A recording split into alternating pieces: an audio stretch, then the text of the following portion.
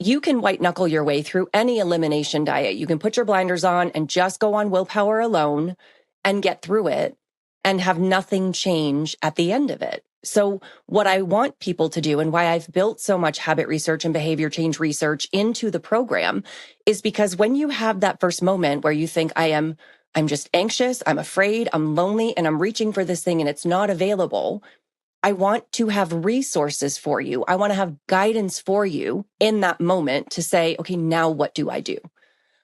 There's so many different resources we've created to talk about the Whole30 mindset, to talk about stress management, to talk about habit loops, to talk about how to break those loops or replace them with something else. There are entire videos I've created that are designed to say, what else could I do besides reach for this thing in a very detailed and practical way? Because unless you talk about that, it's going to be very difficult to make any of these observations or changes you've made in that 30 to 40-day period sustainable. And I want them to be sustainable. That's the whole point. Yeah, and this is where I think research can often fail people. It's like, just because a study says that this diet is best, but it was conducted in a lab where they lock people in a metabolic ward for 2 weeks and tell them, here's exactly what you need to eat. Like, that is not real life. You take that person out into the wild, and it's like, okay, well, the real world is full of all these different foods. And so we need to figure out, how do I figure this thing out in the context of my daily life? Yes, I think that's one of the things that I most appreciated when I first read your work too, is that you are very good at taking this best case, most well-researched scenario and meeting people where they are with it. Because if you can't do that, then what good is having the knowledge of all of this research? So yes, there are best practices. And also I recognize that there are so many barriers to entry for people to be healthy. I'm talking about social determinants, the determinants of health. I'm talking about, food deserts and income and poverty and access to healthy foods and food noise and all of these different factors that make it so difficult for people who want to make these changes, make them.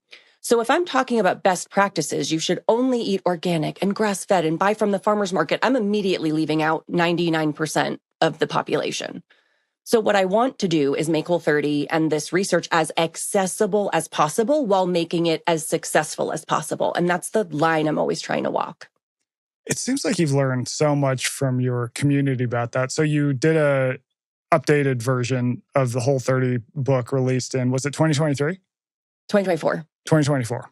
Yeah. And in it, you talked about how your own sort of mindset has changed in the sense that when you started talking about the Whole30, you're in CrossFit gyms. As you mentioned before, it's like, yeah, these people, if you tell them jump, they say how high.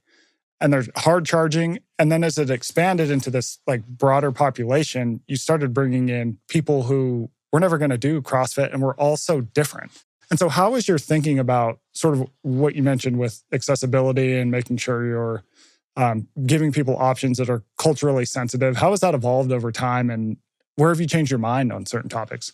Oh, I've changed my mind on so many things. And it would be weird if I hadn't, considering it's been 17 years. But the way I talked to people and the way I talked about the Whole30 in the earliest days reflected the way I talked to myself, which was very black or white, very punishing, very do your best or don't bother doing it at all. I didn't have a lot of empathy for myself, so I didn't have a lot of empathy for others. I didn't understand the concept of privilege and all of the ways that I walk through the world easier than other people just because of the way I was born.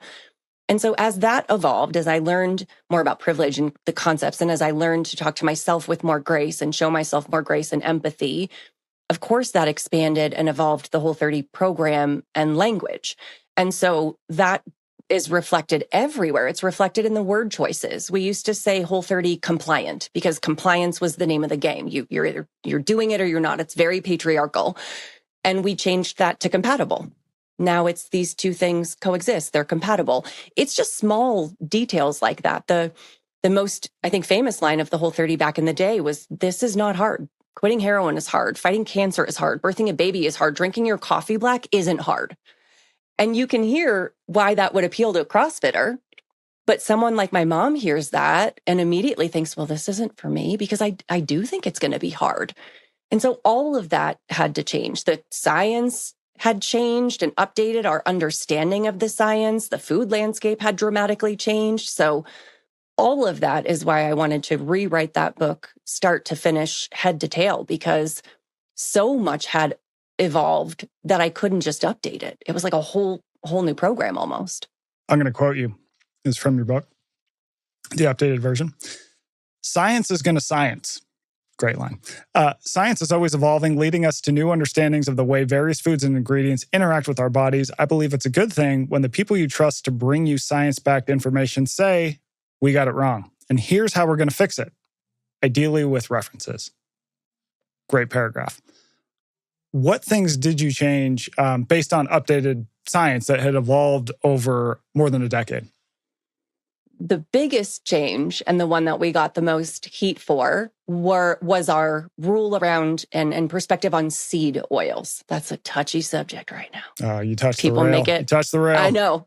People make it their whole personality. Okay, that's not my business. But in the earlier days, based on the research I saw, but mostly based on the interpretation of that research from the people we had surrounding us, the advisor kind of committee we had at that point, we really believed that seed oils were inherently inflammatory.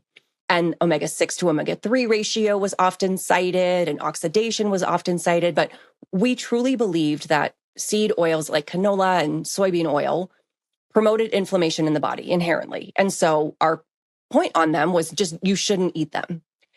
And then I really think that I had started to evolve and change my mind on this based on what I'd been hearing and reading.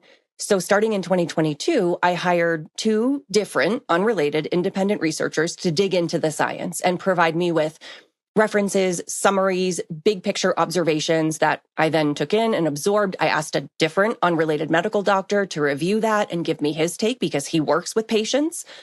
And we released this change where no cooking oil is part of the Whole30 elimination phase now. You can cook with any oil.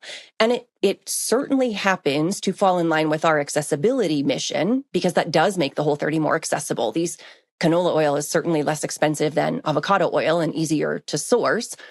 But it was based on the scientific literature. And we wrote a very, very clear, very long paper summarizing the observations, tons of references. We came with receipts.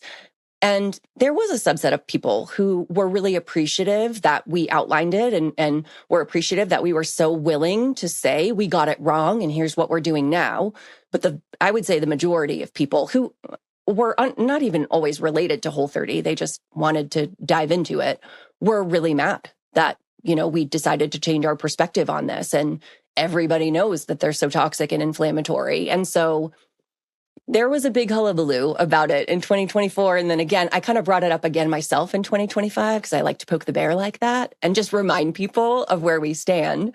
But I firmly stand by that. But Michael, if 3 years from now, new literature or understanding comes out that says, oh, maybe you should limit for whatever reason, I would publish that too. I'm not attached to these ideas. They're not mine. I just want to reflect the best recommendations I can for my community. This leads me to a good segue. I heard you say on a podcast that you're a rule follower. Oh. But, so that surprised me. Because like you said, I like to poke the bear. Yeah. And on social media, you're not afraid to voice your opinions. And not just about nutrition and wellness topics, but about political topics as well. And so how do you square that by saying you were a rule follower, but I guess me saying, I don't think this person is a rule follower. Oh, I think to me, it's one and the same. I am a rule follower. I'm an eldest daughter. I was the pleasure to have in class. I always wanted the straight A's. I'm a Gretchen Rubin obliger, upholder, if you're familiar with that framework. I'm an Enneagram 8. Like everything in my being says I am very direct and very straightforward and very challenging. I am a rule follower, but for me, to follow the rules means I have to live in my integrity, period. And so when I stand up on social media, either as me or as the brand, talking about our values and our commitments, that is following the rules. It's following my rules. It's standing up for and voicing what I need to say to stay aligned with my integrity. So for me, it's the same thing. That makes a lot of sense.